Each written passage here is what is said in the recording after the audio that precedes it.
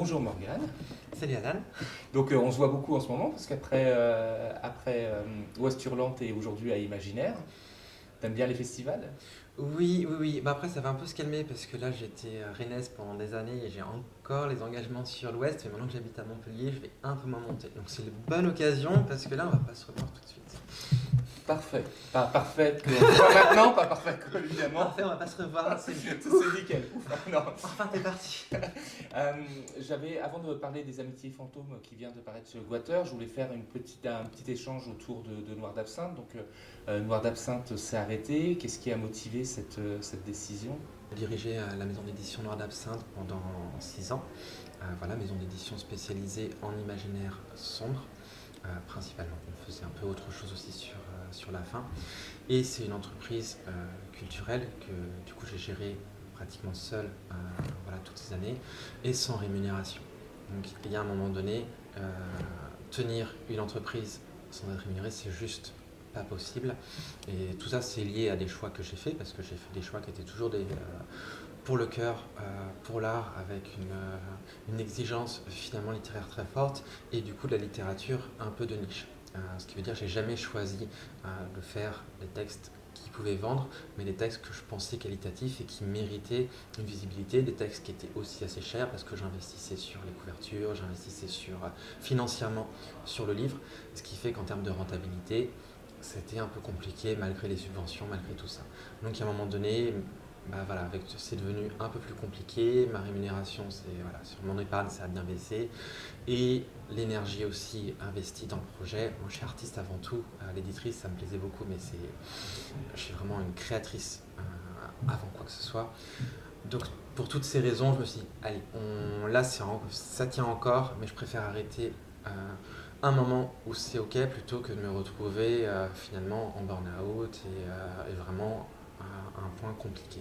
Donc voilà, c'est le meilleur moment pour arrêter parce qu'il faut savoir aussi bien soigner ses entrées que ses sorties. D'accord. Donc c'est vrai que le catalogue était différent. C'était une bouffée d'art différent. Donc aujourd'hui, on sait à peu près, les auteurs, autrices ont réussi à ratterrir pour certains, certaines. Euh, oui, en tout cas, on a créé des carrières. On a lancé des carrières. Il y a des autrices et des auteurs dont le nom maintenant est connu dans le milieu et qui vont pouvoir, si ce n'est replacer leurs anciens titres, j'espère quand même pour la plupart, au moins continuer leur carrière, continuer de publier et d'avoir accès à d'autres éditeurs. Donc ça, c'est déjà le plus important, c'est que les noms, une fois qu'ils sont lancés, ils sont lancés. Et Noir d'Absinthe avait quand même une image très qualitative dans le milieu. Et donc, les personnes qui ont publié chez nous, ça reste une très bonne première expérience pour pouvoir continuer plus tard. Donc, je pense que vraiment le travail est fait à ce niveau-là parce que c'était le plus important de construire des réputations. Et la réputation de Noir d'Absinthe, je pense qu'elle va continuer pendant un temps, peut-être pendant longtemps, voilà, à marquer et à aider les personnes qu'on a pu lancer. D'accord. Maintenant, parlons de ta sortie, les Amitiés fantômes. Donc c'est publié aux éditions du Guateur. Comment s'est passé le contact avec les éditions du Guateur? Euh, du coup, j'ai connu les éditions à Goater par le biais de Saul Pandelakis aux Utopiales en 2021. C'est un des premiers auteurs d'imaginaire qu'ils ont vraiment lancé. Au début, c'était la maison d'édition à 15 ans, mais c'était pas une maison tant que ça estampillée imaginaire, ce qui change aujourd'hui. Et donc c'est le premier contact que j'ai pu avoir. Après, j'ai rencontré Jean-Marie dans le cadre du travail en étant maison d'édition rennaise. Et le contact est plutôt bien passé. Et, et puis il y a eu ce moment où Estelle Faye et Florian Soulas ont lancé l'anthologie Nous parlons depuis les ténèbres, qui est une anthologie d'horreur au féminin avec une dizaine d'autrices françaises d'horreur. Et du coup, voilà, un genre qui est très compliqué à vendre et à placer, donc des nouvelles compliquées, horreur très compliqué, horreur féminine, mais qui fait ça Jean-Marie Goater. Et il l'a signé un peu pour la beauté de l'art, parce qu'il n'y a pas de la beauté du geste. Et finalement, c'est un livre qui a très bien fonctionné, qui a été très bien diffusé. Et on a commencé à travailler comme ça avec Jean-Marie du côté autrice et éditeur. Et je lui ai replacé, je lui ai reproposé mon livre Les Amitiés fantômes il y a un peu plus d'un an, avant l'Ouest Hurlant 2023, non 2024, c'est bon, je recase. Et ça lui a beaucoup plu. Donc c'est comme ça que le lien s'est fait petit à petit. Et du coup, dans Les Amitiés fantômes, donc on voit le deuil de Nora. Alors, qui est Nora? Alors oui, c'est ça, Les Amitiés fantômes, c'est un livre sur le deuil. Nora est une jeune femme, comme beaucoup en région parisienne, qui a une fibre artistique, qui a de la créativité, qui a des choses à dire et qui a dû l'étouffer sous le travail, sous le poids des responsabilités, en fait, qui est rentrée quelque part dans le moule un peu malgré elle. Et donc on la retrouve à ce moment-là, qui est surchargée par le travail, qui est aussi dans le milieu artistique, mais pas complètement, qui lui plaît. Voilà. Il y a cette nuance où elle arrive aussi en burn-out, quelque chose, voilà, j'en parlais tout à l'heure, où finalement je m'en suis approché, je m'en suis éloigné, donc il y a ce parallèle qui est fait. Et Nora perd sa meilleure amie au tout début du livre, enfin, c'est même C'est la la première première phrase. phrase, hein, c'est voilà, le chapitre 1, il fait une phrase, on a compris.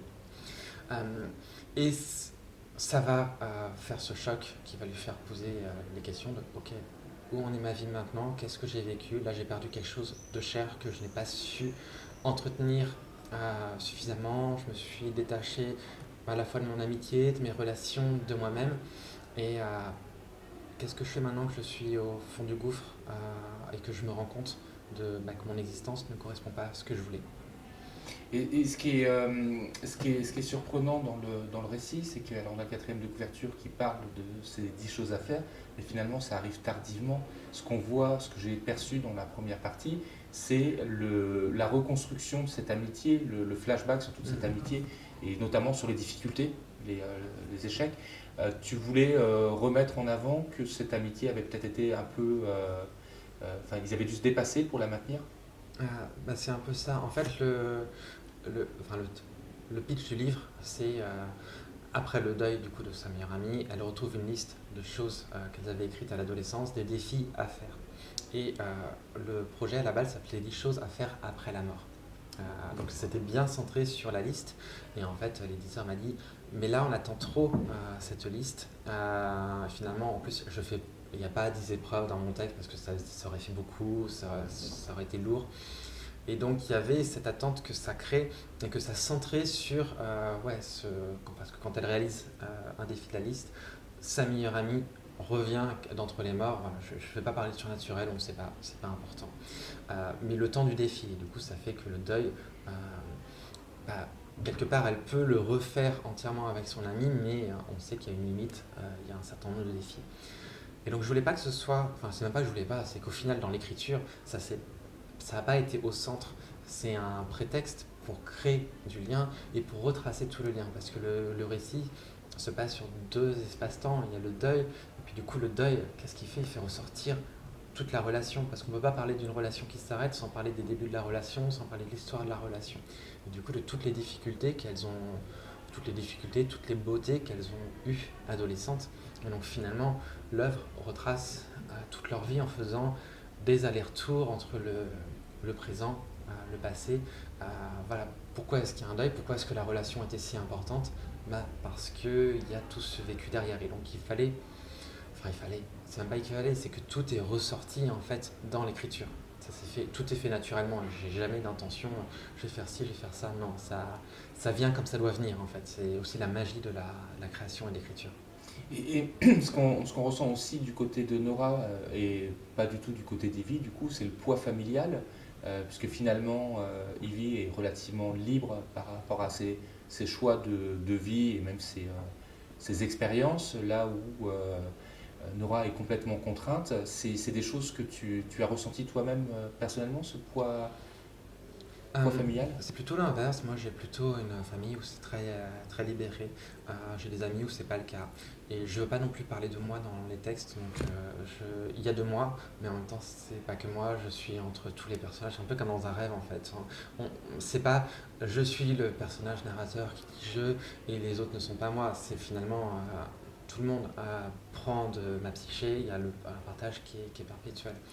Et, et d'ailleurs, on a aussi ce point de vue de l'héroïne qui perçoit son propre poids familial, mais qui ne se rend pas forcément compte à quel point c'est vrai pour les autres. Et Ivy, on le voit au moment de l'enterrement, sa famille impose des choses qui ne ressemblent pas non plus à Ivy. Et c'est une douleur pour Nora. Qu'est-ce que je transmets par là? C'est que oui, Nora perçoit son ami comme un espace de liberté pure, mais c'est pas si vrai que ça, c'est plus contradictoire. Et finalement, on a aussi sa vision pardon, biaisée de, de l'autre, comme on a toujours une vision biaisée des autres en fait. On projette toujours quelque part un peu de nous dans les relations. Et là, on voit ça avec Nora. Donc là, c'est pas quelque chose que j'ai explicité dans le texte, mais elle vit aussi à ses contraintes, à finalement son moule dans lequel elle rentre. Et c'est Nora qui l'imagine totalement libre. Mais même au tout début du texte, on apprend qu'elle va peut-être se marier, mais qu'elle doute et que finalement elle est rentrée dans des relations qui sont très classiques. Est-ce que ça lui correspond vraiment? Euh, non, il y a tout ce sous-texte qui ressort à Ivy beaucoup plus complexe que le regard de Nora permet de le considérer. Mais comme on a le regard de Nora, on a une vision un peu fausse et un peu fantasmée d'Ivy, surtout qu'après, quand elle revient d'entre les morts, est-ce qu'elle revient vraiment? Est-ce que c'est la psyché de Nora qui l'a reconstruit? Est-ce qu'un fantôme, c'est des émotions qui sont restées, mais est-ce que c'est vraiment sa personnalité ou pas? Est-ce que c'est toute une nuance finalement? Est-ce qu'on n'a pas 36 personnalités selon les personnes avec qui on interagit? Est-ce que ce qu'on est, c'est pas aussi. On est plein de choses selon les personnes qui nous perçoivent. Toutes ces notions-là voilà, sont sous-entendues. Et encore une fois, c'est pas une volonté, c'est pas une intention que j'ai mise. C'est juste que dans les relations, c'est toujours cette complexité et elle ressort dans le texte. Et c'est important que ça ressorte dans les textes, toute cette nuance.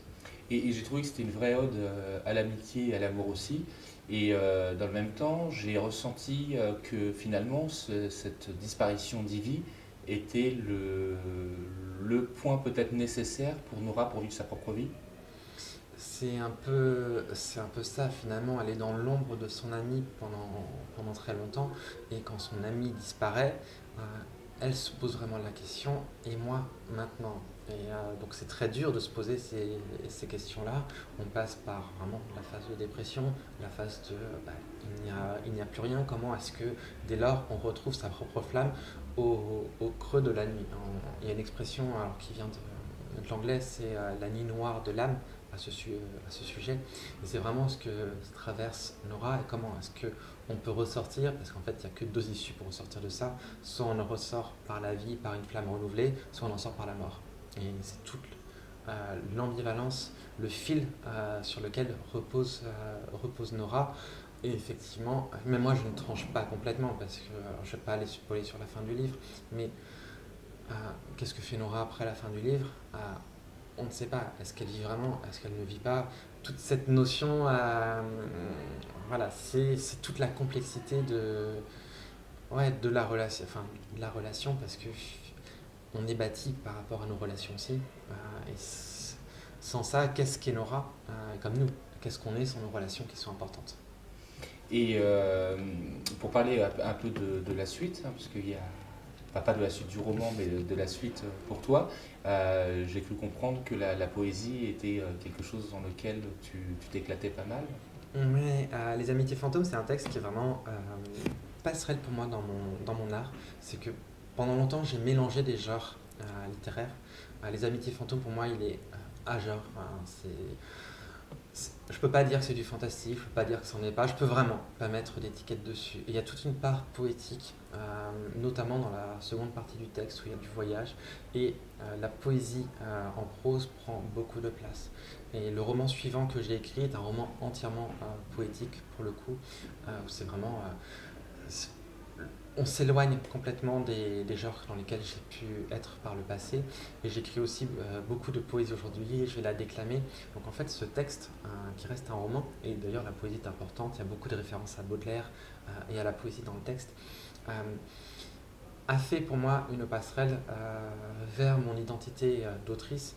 Et c'est vrai que jusqu'au moment où j'ai écrit Les Amitiés fantômes, je me définissais plutôt comme romancière.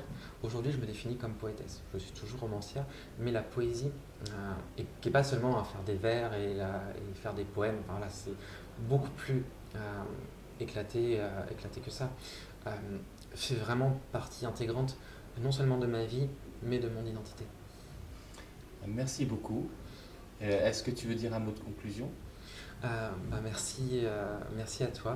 Et là, je pense que le texte, déjà, pour les personnes qui m'ont suivi, les personnes qui me découvrent, il y en a beaucoup qui trouvent le texte parce qu'elles ont lu ma nouvelle d'horreur dans Nous parlons que les ténèbres, qui est une nouvelle très trash, qui n'a absolument rien à voir. Donc c'est vraiment très chouette de voir des personnes qui vont finalement s'ouvrir sur des genres complètement différents, explorer ces différents parts de ma plume.